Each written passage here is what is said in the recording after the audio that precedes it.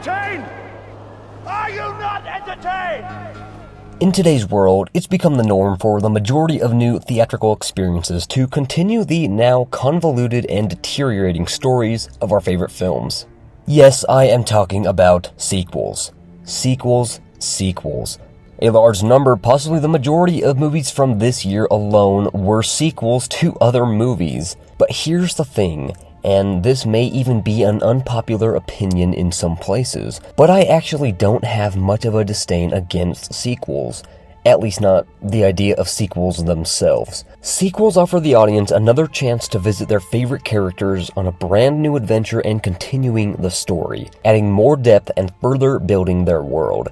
And another reason sequels can actually give me hope is that for movies that don't live up to the hype or underperform, they now have a chance to improve next time around. Some of the best and most critically acclaimed movies in cinematic history have been sequels. Rocky II, The Godfather II, Empire Strikes Back, Terminator 2, Aliens, The Dark Knight, The Two Towers, Conjuring 2, Dr. Sleep, Top Gun Maverick, and the list goes on. Sequels themselves are not the problem. The problem is the abuse of this opportunity. When a studio releases a smashing box office hit, what do? Majority of the time, as we've seen, they rush to make a sequel in the hopes of keeping hold of the popularity of their film and characters. So from their perspective, it makes sense to capitalize on any success you get. But as we've discovered time and time again, sometimes in the long run and even short run, especially nowadays, it's better to just leave some properties be. Not every movie needs a sequel. Many films don't need to continue their story because,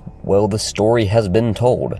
But that sure doesn't stop anyone from trying. It's kind of ridiculous and almost insane that even after decades, a studio or director will still push a sequel for their film. And if it takes you literal decades to come up with a good enough story or to get it greenlit, I think it speaks for itself. Now, there are a few exceptions to this. Back in '86, Top Gun was a fun, summer romantic blockbuster with nothing stronger to offer than Bad Boys and Bad Planes, and didn't see a sequel for nearly 4 decades until the release of Top Gun Maverick. I like to use this as a strong example because while the first didn't need a sequel and it didn't seem like there was very much story left to tell, it still found a way to continue the story in a way that actually, in my opinion, precedes the original and elevated the franchise, adding rich depth and exploration into the characters and their pasts. Or take James Cameron's Avatar, basically becoming the most successful film in history somehow, yet didn't garner a sequel until the same year as Maverick, over a full decade. And like I said, these are the exceptions. And then there are those films that just don't need them. Movies that are so good on their own that there's no need to continue the story because it's perfect the way it is. Ridley Scott's Gladiator is one of those films. Now, I feel like I should point out right now that I went into this movie with pretty low expectations. After all, it's been a full 24 years since the first. Was there really any chance this film would actually be good? And to my surprise, it actually was kind of awesome. Sometimes. Decent overall. Not nearly as bad as I was expecting it to be. There were definitely some negatives I had throughout it, but also some positives. But even with all that said, I still stand by what I said about Gladiator being one of those great films that doesn't need a sequel. It doesn't. And there's really no reason Gladiator 2 needs to exist, but, well, here it is. And a pretty big reason sequels like this don't turn out great is because of the time span. We can be fairly certain that movies that struggle to get made for decades probably won't turn out great, but that's not even what I'm talking about here, at least not entirely. What I mean is that these turn out to be 2 movies that are supposed to be basically identical to each other, but made in 2 very different eras. And that is the perfect description of the difference between Gladiator and Gladiator 2. This sequel is what happens when you copy your predecessor, but try to make it for today. Now, before we continue on with the rest of the video, consider liking and subscribing because we have lots of big things coming in the pipelines. So like I said, there are also positives, and the best parts, in my opinion, come from the characters and their goals. This is the big change that separates its story from the first film. Let's look at Macrinus, Denzel Washington's character, who is a slave trader and buys slaves to become gladiators to fight in the arena. We think of him no more than being that, an average slave trader, but we're shown through his work that he has it good with Rome's new twin emperors, along with a safe standing reputation in Rome. And it's right here where the film starts to deviate from a simple copy and paste story and becomes something more, something different.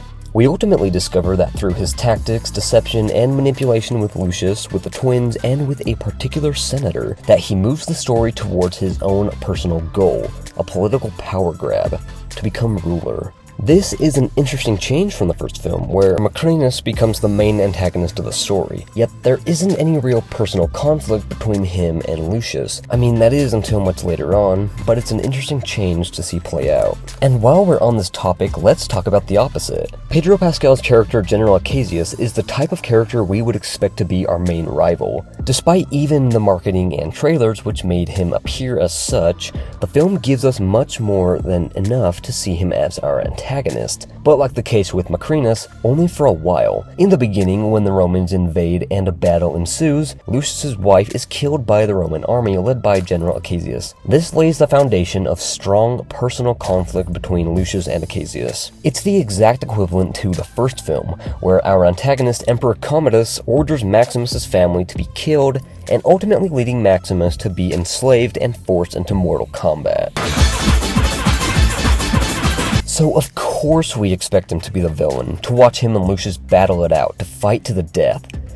But the thing is, that's not what happens. And like with Macrinus, this is where the movie really gets interesting and good. We learn that Acacius is married to Lucius's mother, Lucilla, and doesn't get along very well with the twins. In fact, he so strongly wants to give the Roman people the dream they've been promised that he plans a secret coup to overthrow the emperors and end their tyranny. And once he learns that Lucius is Lucilla's son and is alive, he plans an escape to set him free.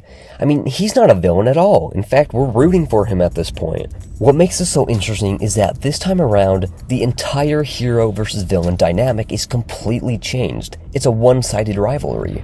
And when Acacius is caught and forced to fight Lucius in the arena, we fear for him. In fact, we're almost rooting against Lucius at this point. Not because we don't understand him, but because Lucius doesn't understand us, and doesn't understand Acacius and the situation he's in. It helps provide some much needed and unexpected tension to the story, and creates a fascinating conflict to watch play out. And believe me when I say that the character stuff like this is where this movie's at, where it really shines. But sadly, that's just about the only place it's at. The rest of the film is basically a rerun of the first, but that's not the only problem. I didn't go through that entire opening monologue for nothing, okay? The fact that there is a 24-year gap between these two movies creates a problem in and of itself. Just ask yourself, what's changed since then? What's different after 24 years in entertainment, in production, in culture in general? And lots of others I know who've seen the movie share this perspective with me, that the movie just feels overdone, overproduced. We've become so accustomed to the rise of CGI, digital visual effects, and animation that it's a staple for big budget studio films to have them and use to their full capacity at this point. And it really shows in this movie. It feels modern, it feels overdone at times. Now when I say modern or made for a modern audience, I don't necessarily mean that regarding the themes, messaging, or anything like that, although there is definitely a bit of that as well, but that's a different discussion. I'm talking about how we have just completely upped the ante, increased shock value, gone all out and over the top in these movies. Just look at the fight scenes, look at the combat scenes, the animals, the brutality of the film. Now, don't get me wrong, seeing a cage of drugged baboons about to be opened definitely creates some gut-wrenching tension for what we're about to see. But it just feels so unnecessary when compared to the first film, and it feels like it's only done to compensate for the fact that without it, it's kind of a dull, unoriginal film. It's like a distraction, a shiny coin in the shape of severed limbs to cover up for the fact that you've basically already seen this movie. And the first question that always comes to my mind is, why? Why recreate an already great film just to change the core of it to feel more modern, more in line with the technical aspects of today, with the expectations of today? The biggest example of this is definitely the boat fight in the Colosseum, where the two teams fight in boats in a flooded arena. With sharks, by the way. You see, right there is what I'm talking about. So apparently the Romans didn't actually do this, but it's an interesting enough concept. But that's just not enough, apparently. So what does Ridley do? Add bloodthirsty sharks, of course. And first of all, is that a great white? It's not even like a bull shark or a tiger shark or something that would actually try to eat you. It's just so typical, so predictable. It's the kind of thing you put in the scene because it feels natural to do. And it feels natural because movies have been doing it for decades now, and it's essentially become the norm. So at the end of the day, I have to say that Gladiator 2 just doesn't live up to the legacy of the first, and lands altogether as a fairly decent film, more or less a classic masterpiece reshaped to the whims and elements of a modern film formula. And I think it's safe to say that the best films are those that don't rely on the exciting, mindless, dopamine-triggering elements we've come to expect, but those that are crafted on our own humanity, themes that have spoken to audiences for decades and we still hear to this day, and will continue to speak to audiences. That's why Gladiator, and other films like it, will be remembered as masterpieces of cinema, while Gladiator 2 will be forgotten to time, only recalled as the modernized copy. And so there you are, those are my thoughts on Gladiator 2. Was it worth the wait, and what did you think about the film? Let me know in the comments down below. Thanks for watching.